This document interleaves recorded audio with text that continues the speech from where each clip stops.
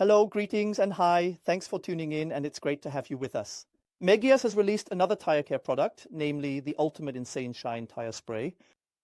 And in this video, we're going to see if this one is special, meaning if it's different from other tire care products by Meguiar's. And there's not much more I can say at this point. Maybe let's quickly start from the beginning with the price. 23 euros for 473 milliliters. So it's already relatively expensive, which means it really needs to deliver big time. And that's exactly what we're going to look at. Let's first take a look at the product promises. Ultimate Insane Shine Tire Spray.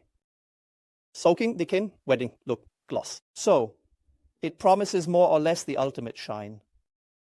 Bonds for long-lasting finish. That means it should bond with the tire for a very long-lasting effect.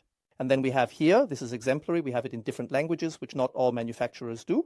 So then we have here the corresponding notes and instructions are in German. It is repeated again that it should create an ultimate shine and that it should last a very long time. You should spray it on the tire and let it dry on its own if you want the absolute shine. And if you want a medium shine, you should apply it with an applicator instead of just spraying it on and letting it dry on its own. What I like is here. The tips also say that you should let it dry well and not drive off immediately. What I also like is that there are notes down here, especially stating not to use it on bicycle tires, not on motorcycle tires, and not on the tread surfaces. What I don't like so much, and we've noticed this a few times already, at Meguiar's it says here, I'll read it out, do not apply to painted surfaces and plastics. That's a good point. This is not a combined tire and plastic care product, but possibly a spin-off. Remove from plastics, spin-off. Doesn't mean anything to us Germans at all. What is meant is that if you drive off and there are splashes on the plastic, you should remove them. And that's probably another mistake that happens when you just input English descriptions into Google Translate. And that's how things like that happen. It also says that you should remove these splashes from plastic with a cement or asphalt remover. Now you have to know that cement and asphalt removers are usually extremely strong, acidic products in terms of pH value. And I personally would be very, very careful using such products on unpainted plastic. So I'm not really sure if that tip is actually useful. But we now know everything there is to know. It doesn't say here that you should clean the tire beforehand, but we're going to do it anyway to create optimal conditions for the test. Well, Meguiar's is probably going to be mad at me for this, but that's the nice thing about it. We're an independent channel, and just because we're testing a tire care product from Meguiar's doesn't mean we have to use only Meguiar's products. I'm going to clean the tires first. Knee pad from Chemical Works to make it a bit more comfortable for me. I'm going to use a tire applicator brush from CarPro later. I'm going to use a tire cleaning brush from Guillaume. And I'm going to use a tire cleaner from Sonax, specifically the brand new Sonax Tire Plastic Cleaner. I'm going to spray that on first. The tires aren't super dirty in the sense that they're dealing with browning. I just have a few dirt spots from gravel and dirt roads here. From that perspective, let's clean them. We are going to clean them down so that we can have a proper comparison later. And then let's clean the whole thing. The foam is still getting a bit discolored, brown. That means we're probably going to get a bit of everything, especially from old tire care products. Then let's get it down. That's good because this way we can really look at the effect later of the Meguiar's tire care product. And we don't have any distortions here. Other products.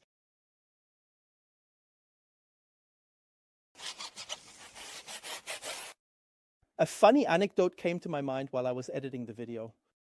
Most of the time, when you clean tires, you do it carefully up here, and maybe even several times on the side as well. But when it comes down here, you don't really do that anymore because it just gets more difficult down here. That means you would actually have to move the car. Now, for this test, it doesn't really matter, because we're mainly looking at the tire care up here. But there's an anecdote I wanted to share with you here. We're rinsing it off, and then we can start with the application. We'll also take a look at both application methods that are specified by Meguiar's. So on the left side, I'm going to spray it on and let it dry by itself. And on the right side, I'm going to do the whole thing with an applicator. Now, I have to say one thing, and I know this before I tested it. You'll see it in just a moment. Look how finely it mists. because it's a relatively liquid product. Take a look. It missed relatively finely. And then I already know now. I'm spraying this on, making sure it's evenly covered. But you can already see I looked all around the entire rim. And I already know for sure that a little bit got on the tire tread. What got onto the tire tread, even though Meguiars themselves say that shouldn't happen? But how on earth are you supposed to avoid that? If it's such a product, what missed so finely? Well, that just makes no sense at all. And I also know for sure that this is getting onto the unpainted plastics. So that's already something that's fundamentally difficult. Of course, one could say restrictively, well, if someone drives a Ford F-150 pickup truck with gigantic sidewalls on the tires, then that's less of a problem. Yes, that's right. But that can't really be the argument. So from that perspective, I'm doing what Meguiar says and recommends. I'm removing it from the rims. By the way, Meguiar also clearly says to avoid spraying it on the brake discs, but again, that's difficult. And you can already see there, it's not really covering evenly. We have had the same phenomenon with the hybrid ceramic tire shine from Meguiar's. And from that point of view, I'm just not a fan of this application method when it comes in a spray bottle. An aerosol can is light, something else. You can usually work more precisely with those than with a spray bottle. It's not really applied nicely there either. So I'm generally not a fan of this application method. And especially in there, I can't really get to it. You see, things aren't going so well there. I'm trying to spread it a bit here with my finger. Difficult. Really difficult with this application method. That's why we're trying it the classic way with an applicator. I'm personally a huge fan of these applicator brushes. We spray it. Let's put it in this brush here, and then we'll see if that works better. It's already working very well in the sense that it glides nicely and smoothly over the tire. It's very easy to spread. You can already see that it's slightly foaming up. It clumps when spreading.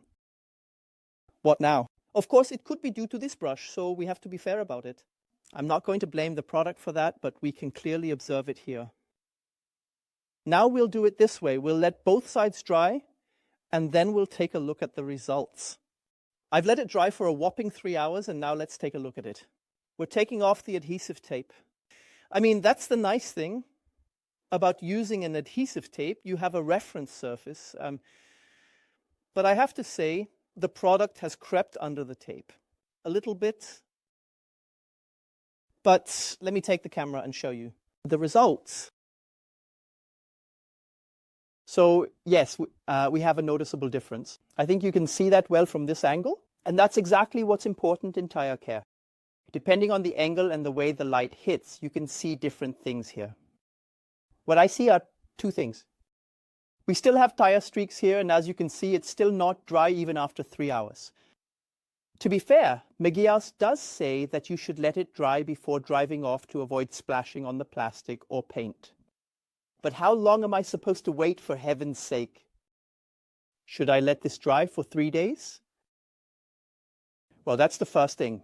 And the second thing is, yes, it has a high gloss level. I would also say it has a wet look. So the promise has been kept. But again, I still see tire streaks everywhere. I don't think it's a nice finish. So I think there are aerosol cans that produce the same level of gloss, but give a more even appearance. I don't like it that much. I personally like the one on the side much better. What we applied with the applicator doesn't look too bad, I have to say.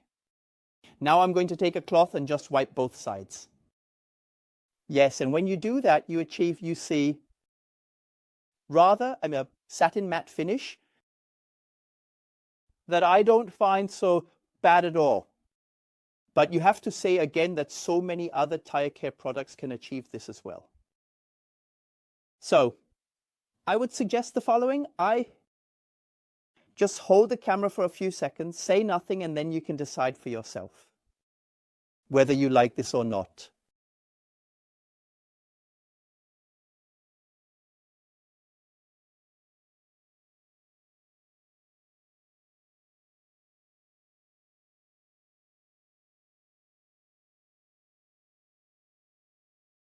A preliminary and interim conclusion on the Meguiar's Ultimate Insane Shine Tire Spray. That's already a complicated name. And that can only be a preliminary conclusion. I'm going to observe this now. The nice thing about having a reference surface is that I can now observe how long the effect we've definitely seen lasts. After the application, it's not clear how long it will be maintained. If it turns out that this really lasts extremely long, I'll give you an update. If you don't hear anything else, you can assume that what I'm about to say is correct. No tire care lasts long. That gives the surface, that gives a rubber from the tire just doesn't come off. That's not the same as when we're talking about a paint or plastic sealant. I'm personally convinced of that. If I'm wrong, I'll give you an update. If you don't hear anything else, you know I was right. What I really like is that we don't have any annoying solvent smell here. But on the other hand, we also don't have an outstanding, enchanting, special scent with it. And what I also really liked is that it spreads well with the tire applicator. Worked very, very well. So that means the product seems to be well lubricated, making it easy to spread it properly. And we have seen an effect.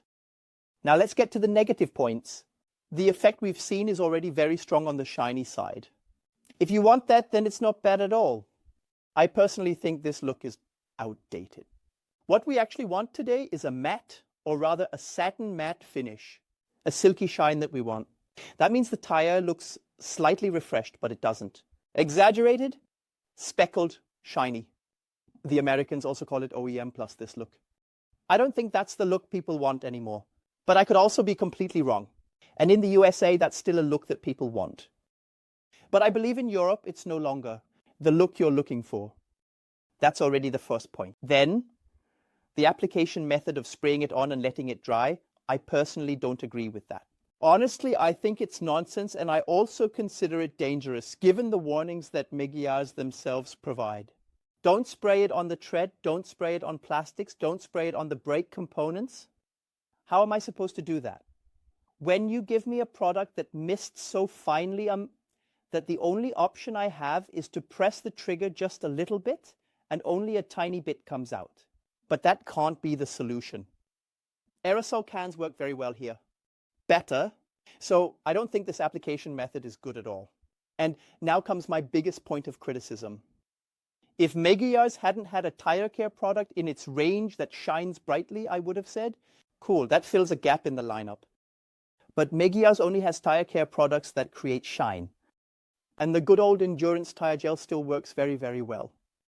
I don't understand what need this product is supposed to fulfill. Let me list a few products for you. I think Meguiar's has over 10 different tire care products, all promising the same thing. Insane gloss, wet shine, whatever. They have it as a gel endurance. They have it in this liquid spray form. They have it in aerosol cans.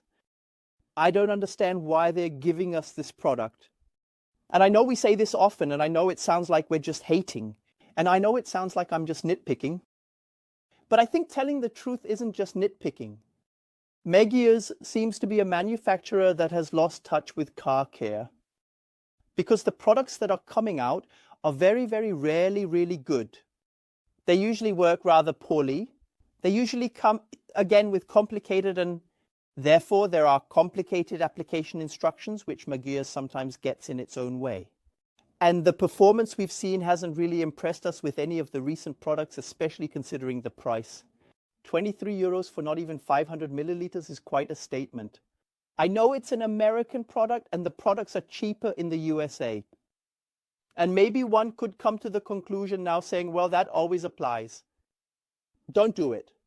Other products that also come from the USA are also available in our latitudes in terms of selling price. Much closer to what the products cost in the USA. I'm sorry. I want to, and I will not tell you at this point that this is a good product. It didn't convince me. I don't think it does anything special. I don't think it fills a gap in Meguiar's product range. And I don't understand the reasoning behind why they even gave us this product. I wish I could tell you something different, but I can't. That's all I have to say about the Meguiar's Ultimate Insane Shine Tire Spray. If you found the video helpful, insightful, exciting, and interesting, feel free to give us a thumbs up, support the channel with a free subscription, and tune in for the next video. Hello?